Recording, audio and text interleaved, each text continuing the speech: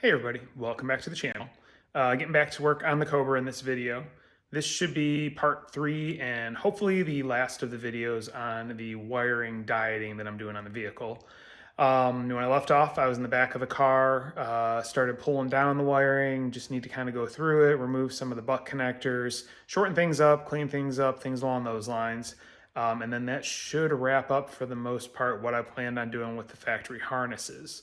Once that's done, I can go ahead and start getting the Pro Flo 4 wiring harness installed, at least running where I want to have the ECU mounted and kind of laying out the wiring, and then figure out the wiring for the fuel pump, things along those lines. So that being said, let's get back to work on the back end of the car. All right, so first thing I did is I pulled out the fuel inertia switch because I wanted to test this thing and make sure it still works, because I am thinking about using it. And sure enough, if you smack it, it pops the relay here, push it back down, and it goes back to working. Give it a quick smack again, and you're back to having it loose. So actually, it didn't pop that time. Of course, trying to do it on camera, it doesn't work. But here, there you go. You heard it pop, and then you can reset it. And I did check when it is pressed in, there is continuity between the 2 points. When you pop it, continuity goes away. So this relay is still working. Just kind of testing it because for some reason, a previous owner did bypass this whole circuit and put that external pump in. So just trying to make sure everything works properly before I start doing any wiring. So I'm gonna go ahead and reinstall that back in the car, and then I can get back to the fuel pump wiring and the rear end wiring. All right, and it is back in place, back in the driver's rear corner on the back of the chassis. So now it is time to get back to chasing wiring. All right, so back in the cabin of the car, this is basically everything I have left to work with. These are the 2 connectors, and then the wires. This group here is everything that goes back to the back of the car. So just going through here, it's going to be basically the brake lights, rear turn signal lights, and then anything related to do with the fuel pump and the fuel sending unit. So what I need to do is just kind of figure out what is the power that goes to the inertia valve, because there's a red that goes in, and then coming out of that is the wire that then feeds over into the fuel pump relay, which is this tan and green. So there's a solid red power. The tan and green comes out of the relay. That goes into here. You have your main always hot, and then you've got your fusible, and then you've got the power. This is the fusible. This is the power to the fuel pump, and then these are the 2 that control the relay. So I need to just kind of go through, figure out what I want to keep, and then how I'm going to wire that into the Holley EFI, because I can show you real quick, or Edelbrock EFI, sorry. The way I'm going to run it is right here in the instructions. The EFI has the triggers for an external relay, which then will power the fuel pump. So I'm going to use that setup and then try and hook the inertia switch into the trigger setup from the Edelbrock EFI. So just kind of need to figure out where I need to run wires to make everything work. I'm guessing I'll have enough length off of the Edelbrock setup to run the trigger wire under the car, and I can have everything come up through here and have the fuel pump relay in the car here, and then the wires going down back through that hole to power the fuel pump as needed. That way I can at least keep the relay isolated and it's not going to be outside of the vehicle. So that is the current plan. Just need to figure out what I need to run where. All right, well, I think I figured out why things may have been bypassed. I found an issue with the something's with the wiring from the inertia switch. So checking continuity, put them together, good to go, good continuity. The 2 wires down here that go from these are the 2 that go to that inertia switch. Here's what you get. So there's some resistance in there somewhere. So I don't know if it's something inside the inertia switch or something in the wiring, but that appears to be a possible issue there, that maybe that's why they went to the external pump. bypassed everything.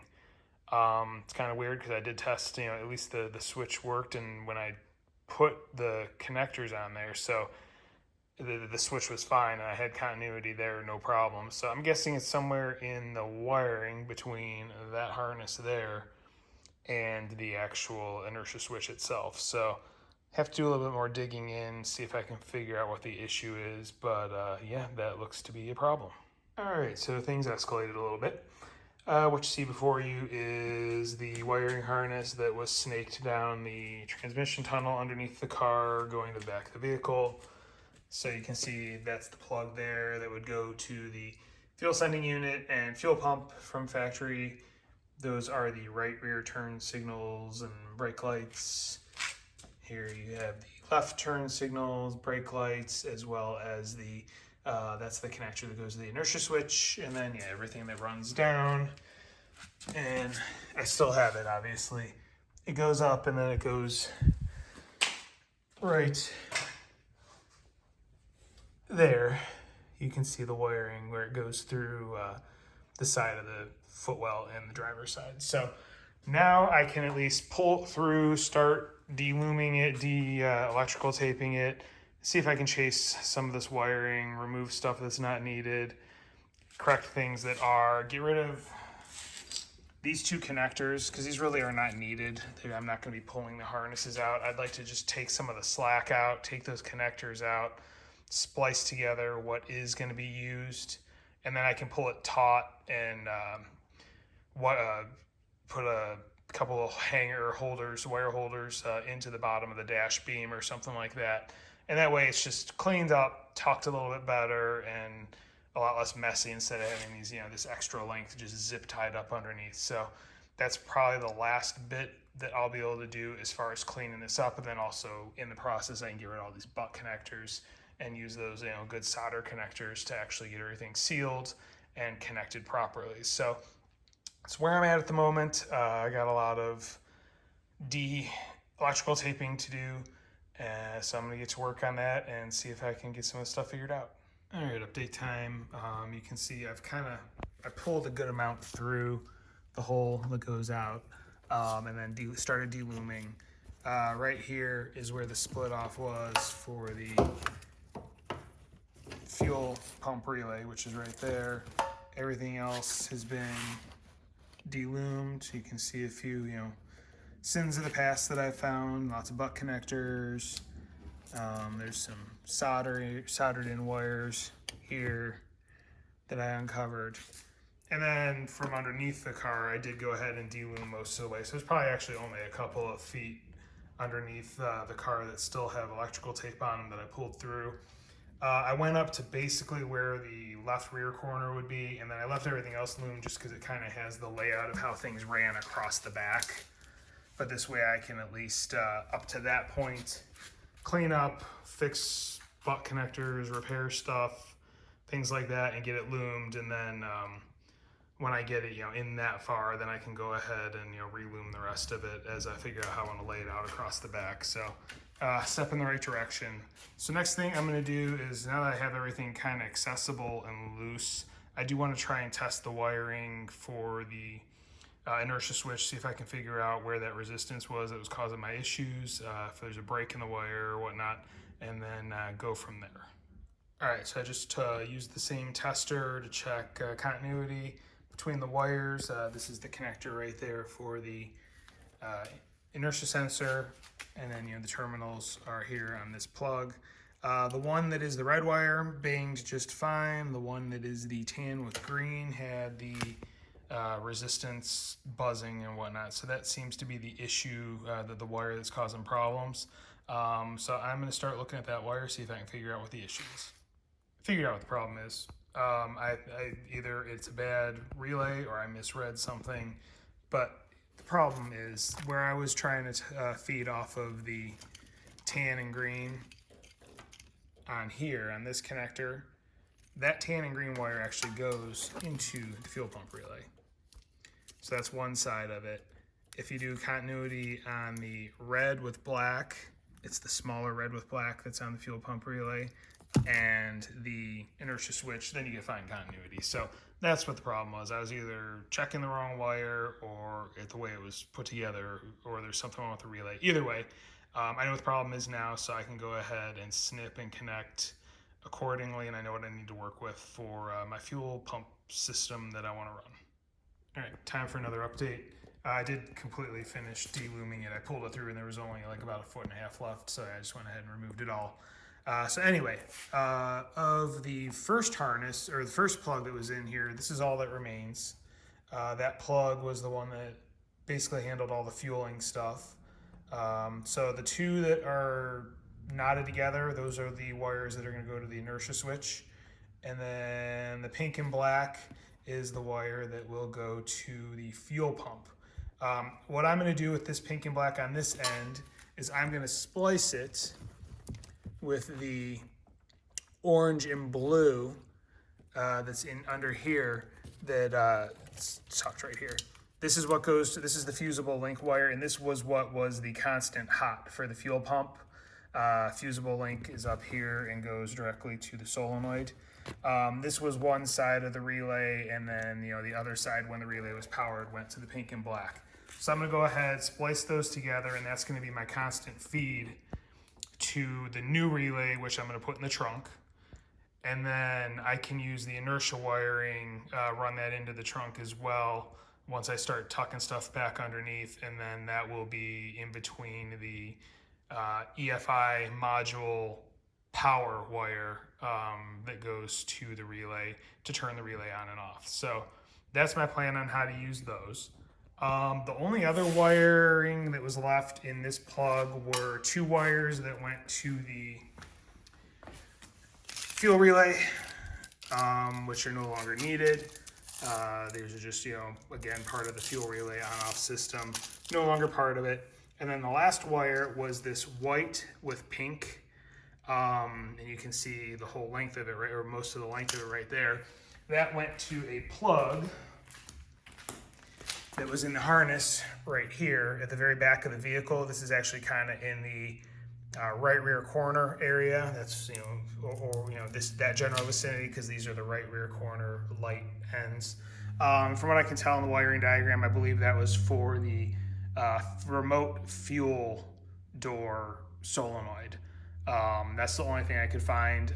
It wasn't connected to anything. It was disconnected on the other end of the plug already. So there was nothing hooked up to that, so I didn't really think it was used for anything, and then that plug there wasn't hooked into anything anyway. It was just sitting there floating. So I cut the wire. You can see there's the other end of it that I have to pull out of the loom once the loom is de-loomed. And then same with the pink. I left it in there for now. The pink with black, that's the other end of that that'll go up into the trunk. I'll cut that at a later time. So that is where I'm at right now. As far as the other plug goes, it is right here, and everything that's on here should be used. This is, brakes and turn signals and everything that's gonna go to the back. So it's just gonna be a matter of snipping the plug off and then splicing the wires together. So that's pretty much what's gonna be next on my list, is getting everything spliced together so I can tuck the wiring that goes to the back of the car up under the dash, reloom it, and then run it down, pull it back taut through the hole that's in the firewall there, and then I can start getting stuff anchored up and run accordingly. All right, quick update. I went ahead and all the wires that go through the firewall to the back of the car, matched them up with the wires under the dash, and just kind of tied them together. You can kind of see there, loop to loop, looped, all that stuff. The only one that's not tied is right here, and this is the brake wires. There's 3 here. This is the one that goes to the back of the car, red with green. And there's 2 that go right there into the harness that goes to the brake switch under the dash. There's some splices under there. I think I can cut out that big red wire. I don't think it's needed. But I just need to double check a few things real quick as far as the circuit goes, and then go ahead and fix that. Other one is the brown wire. And for now, I have it tied right here to the headlight switch, tying into the same wire that covers all the instrument panel lights. One thing I do want to do is there are 2 separate fuses in the car for instrument panel and for like the running lights. I just want to see that switch that I'm using, if there are two separate circuits on the switch that could be used, because there are a couple of unused spade terminals. I just have to double check and see what the switch does with each one of those, because if there was a way where I could have it fuse, run another positive to the instrument panel lights and have, two separate wires, one for just the dash lights and then one to cover the marker lights, I'll do it that way. If the switch won't do that, if it's the only way to do it is the way I have it, then I'll just splice it in as is, not a big deal. So that's where I'm at, a couple things to research, and then I'll get back to work. All right, time for an update. Got a lot done in between the last video and this video, or the last clip and this clip. First thing, everything from the rear harness is now attached that needs to be attached. You can see wires here with shrink wrap on them. These are going to be your turn signal wires. I also did the pink with black to the orange with blue. This is going to be the main power from the fusible link that goes to the fuel pump. And then here is the red with green stripe. This is your brake light wire. I went ahead and pulled the connector off the switch under the dash because there was like a butt connector on here, and then there was actually two wires spliced into the red with green. The one wasn't needed, so I cut the butt connector, cut that out, used my little solder connectors, my solder stick heat connectors, connected just the one red with green to the red with green, shrink wrapped it, and then out this end joined it up directly with the wire that goes to the back of the car. So that covers turn signals, brakes, and the power to the fuse box. As far as the two wires that come from the inertia switch, they're the two red ones you can see looped there. I just basically looped them back through because those are going to go up through the trunk and hook into the wiring that's going to come off of the Pro Flo to power the fuel pump to trigger it to go on and off. So I'll use those elsewhere. They don't need to be connected to anything under the dash. So I'm just going to pull those back through the hole in the firewall. And then the only other two wires that are left behind after that are the brown, which that is your running lights. And one of the things I did want to do is look into this headlight switch from Lucas to see if I could use any of the other, I'm sorry, wrong one. This switch, which is the headlight switch from Lucas, to see if I could use any of the other open terminals to run a separate power for the dash lights versus the running lights, since there are two separate fuses in the fuse box. No, the only way this one will work as far as the switch goes is number one, which is the power in. That's this wire here. And then the only wire, or the only terminal that is only on in switch positions 2 and 3, that would be running light and then headlight, is number 4 here. So this is the wiring. It has all the headlights, the positives for the, not headlights, the instrument gauge lights. Those are all there. That's the positive for those. So then I teed in the brown to that harness, which this then will go to the back of the car, and that will be the power for all of the running lights in the back. And then I left the headlight, which is terminal number 8 right here. That's the power out to the headlights. So when it's in the headlight position, that's what powers those. And then the last wire come from the back of the car is right here. That's the yellow with white, and that will be the sending unit to the fuel gauge. So right now that's not hooked up to anything. I need to wait until I get the dash in. So as far as the wiring goes, and splicing and connecting anything for the back of the car, I'm pretty much good at this time. So I think what I can start doing is wrapping up the harness that goes to the back of the car, pull it back through tight, and then start kind of loosely running it under the car. I'm not gonna put anything in place yet until I start doing the fuel pump wiring, because that's kind of next down the line. And then once the fuel pump wiring is figured out and in place, then I can just finish up everything in the rear with splicing the lights back in.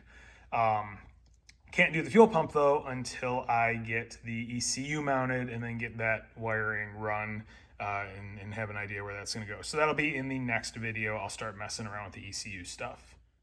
So last question in this video, was it worth my time? Well, that right there is the pile of wiring and connectors that I removed in these couple of videos with revisiting the under the dash tear out of unnecessary wiring. It's quite a bit. Also quite a bit of electrical tape and trash from doing this. Everything was de-loomed. And I mean, that's a lot of connectors and wiring and whatnot that is no longer needed that I was able to pull out of the car. So to me, that's less possible fire hazards. So that just basically leaves, you know, this loom, which needs to be tucked back under the car. There's a couple of things I need to fix in it. So that at some point in time, somebody put a splice jumper here that I need to fix. And there's also a connector hanging there on the brown wire that I'm just going to remove and splice. I'm guessing that's for like license plate lights or something. I'll cut that out and just splice the two together, so that's out. And then I'll start tucking things underneath, and once I do, I can then start de-looming the rest of it and pull the white wire out that I said is no longer needed in the prior clips. So that being said, I'm going to call this a video because it's pretty long at this point. If you like what you're seeing, if you're learning something, if you want to keep following along, please hit like. Please hit subscribe. Please hit the notification bell. As stated, next video, I will probably get into mounting the new ECU and getting a rough idea of how I'm going to run that wiring so I can go ahead and finish up the fuel pump wiring and then start finishing up the rest of the rear of this harness. So I do appreciate you watching. Thank you for watching and have a great day.